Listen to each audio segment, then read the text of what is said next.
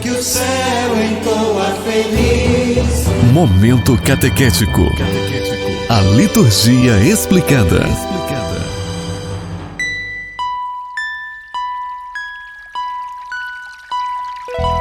Olá, meu irmão e minha irmã. A partir de agora, mais um momento catequético, a liturgia explicada. Eu sou o Padre João da paróquia Santo Antônio de Guanambi. Momento catequético, a liturgia explicada, tem como objetivo darmos o devido valor à nossa participação nas celebrações, nas missas. Se a gente chegar lá e participar por participar, tanto é que tem gente que diz que assiste à missa, o correto é dizer participar da missa e não assistir à missa. Mas, se a gente chegar lá e participar por participar, cantar por cantar, proclamar por proclamar, servir por servir, ir por ir, a gente está assim perdendo a oportunidade de nos santificar e de estar através do sacrifício de Cristo, a Santa Missa, guardados em Deus no dia do juízo, que a gente não sabe nem o dia e nem a hora, conforme nos diz o Evangelho.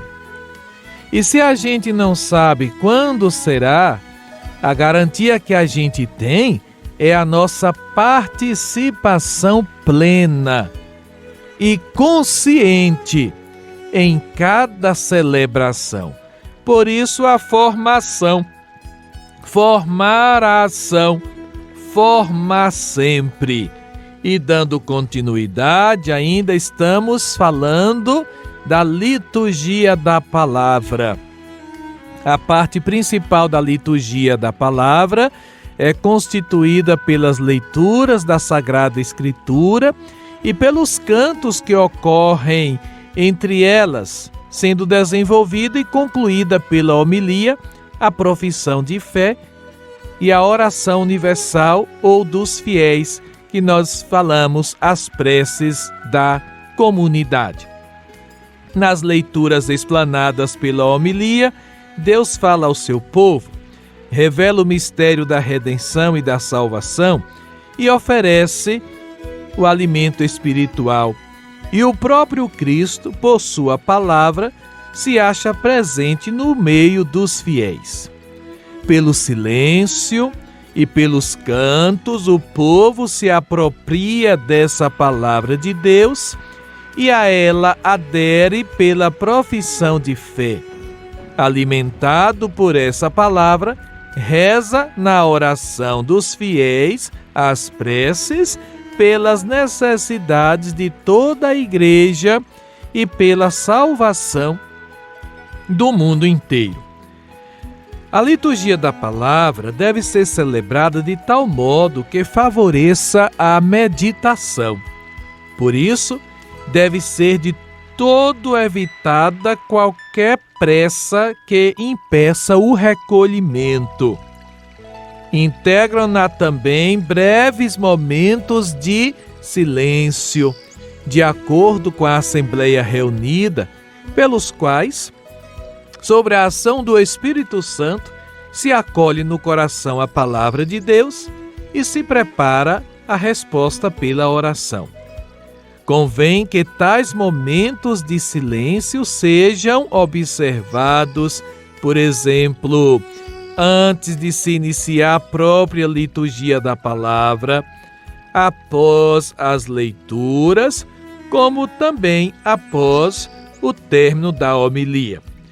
A grande dificuldade que nós temos enquanto Assembleia reunida é essa, a dificuldade de fazermos esse momento de silêncio antes e depois da proclamação da Palavra de Deus. A assembleia durante as leituras tem que estar com o olhar e o coração voltados para a mesa da palavra e um profundo silêncio onde apenas a voz de Deus ecoa ali naquele templo sagrado e que ela seja capaz de tocar o coração de quem escuta.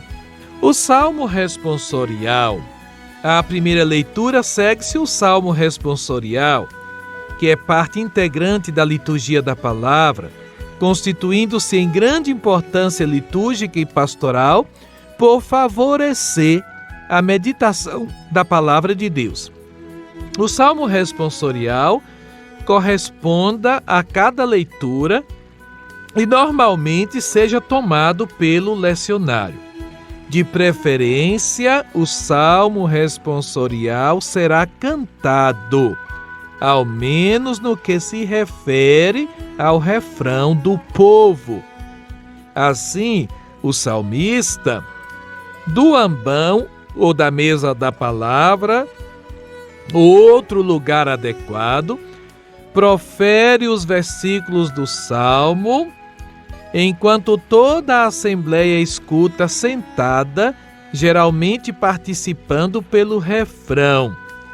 A não ser que o salmo seja proferido de modo contínuo, isto é, sem refrão. Mas nas nossas celebrações já sabemos e temos o costume de que o salmo tem o seu refrão.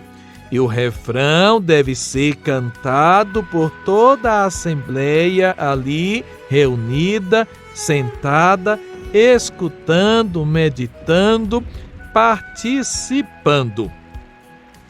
Volto a dizer, se o salmo não puder ser cantado, cante-se ao menos o refrão, juntamente com todo o povo. É o Salmo responsorial das nossas celebrações. Os salmos na celebração litúrgica participam da função memorial de toda a liturgia. Os salmos fazem parte da ação ritual objetiva que expressa e faz acontecer a salvação. Por isso, salmodiar é uma arte.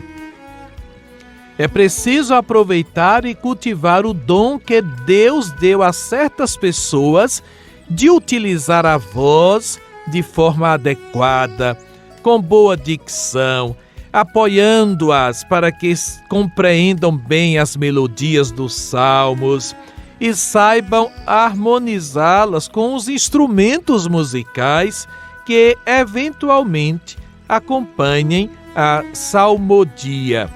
A melhor melodia dos salmos é aquela onde a assembleia toda saiba cantar o refrão.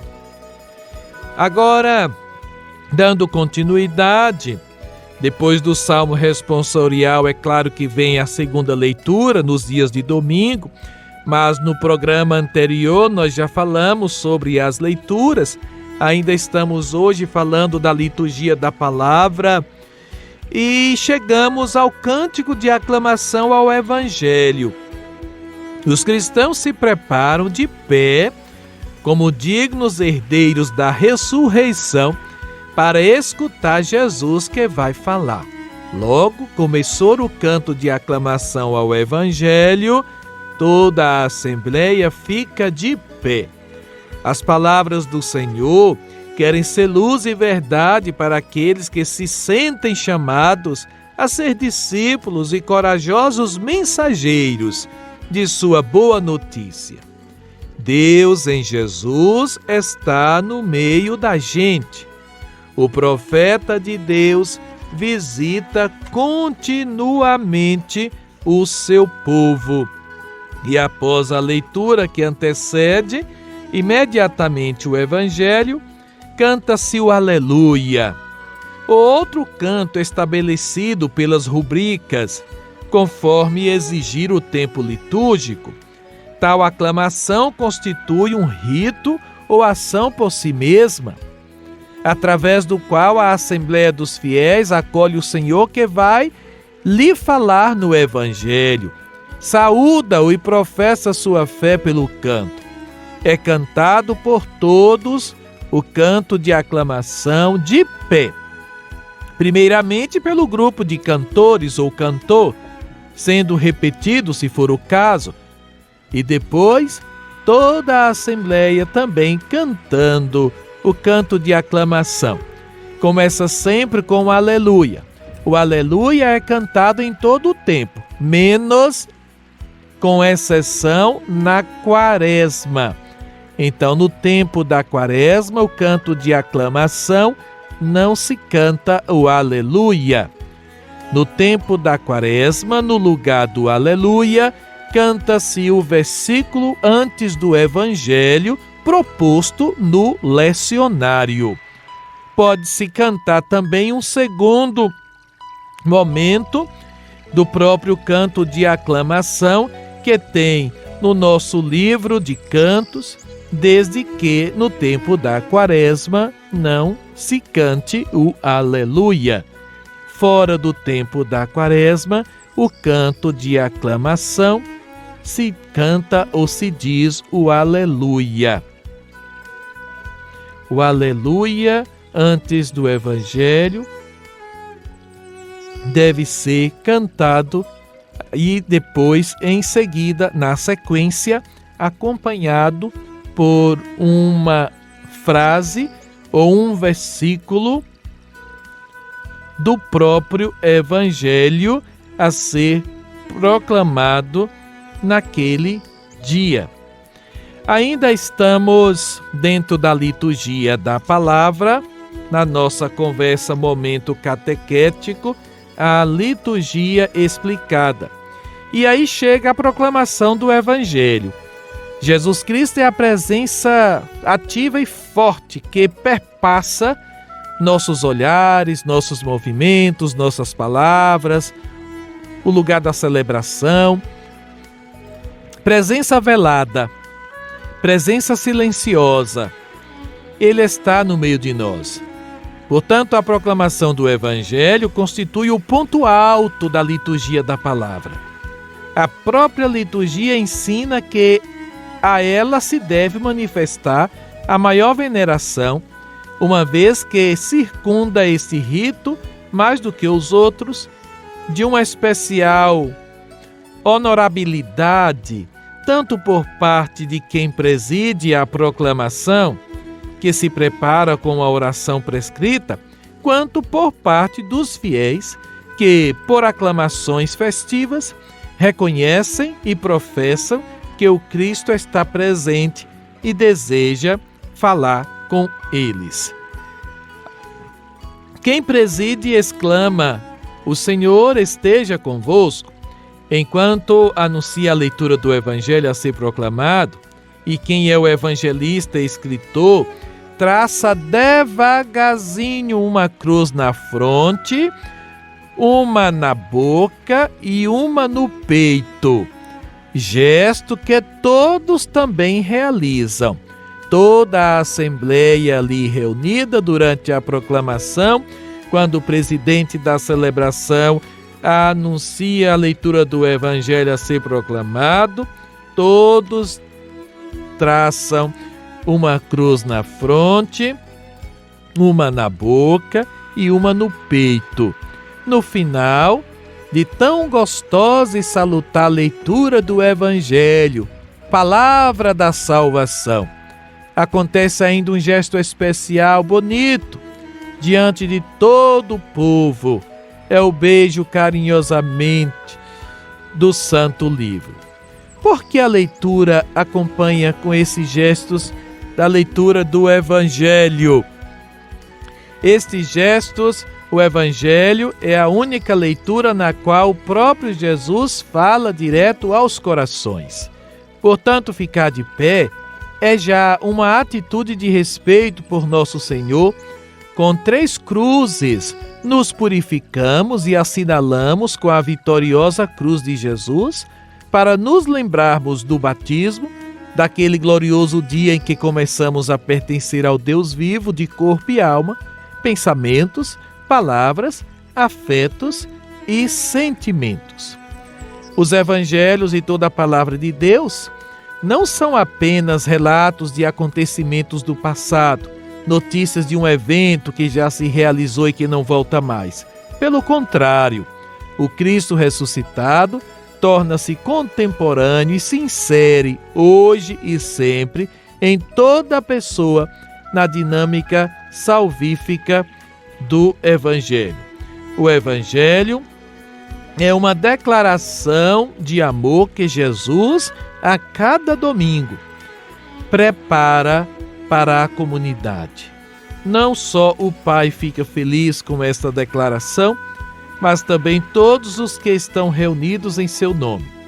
Então, quando o Padre ali proclama o Santo Evangelho, é o próprio Deus, o próprio Senhor, que vem falar e se declarar a cada um de nós, no seu amor misericordioso, a palavra de salvação, a palavra que cura, que salva e que liberta.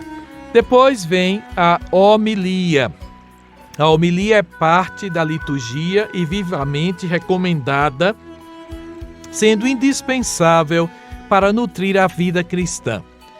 Convém que seja uma explicação de algum aspecto das leituras da Sagrada Escritura e, ao mesmo tempo, que leve os ouvintes a assimilar ainda mais as leituras que foram proclamadas. A homilia, via de regra, é proferida pelo próprio sacerdote celebrante ou é por ele delegada a um sacerdote concelebrante ou ocasionalmente a um diácono, nunca, porém, a um leigo. Em casos especiais e por motivo razoável, a homilia também pode ser feita pelo bispo ou presbítero que participa da celebração, sem que possa concelebrar. Aos domingos e festas de preceito haja homilia, não podendo ser omitida, a não ser por motivo grave, em todas as missas celebradas com participação do povo. Também é recomendada nos outros dias, sobretudo nos dias da semana do Advento, Quaresma e tempo pascal, como ainda em outras festas e ocasiões em que o povo acorre à igreja com maior número. Ainda para encerrar a liturgia da palavra no nosso programa de hoje, Momento Catequético, a liturgia explicada, bem brevemente sobre a profissão de fé.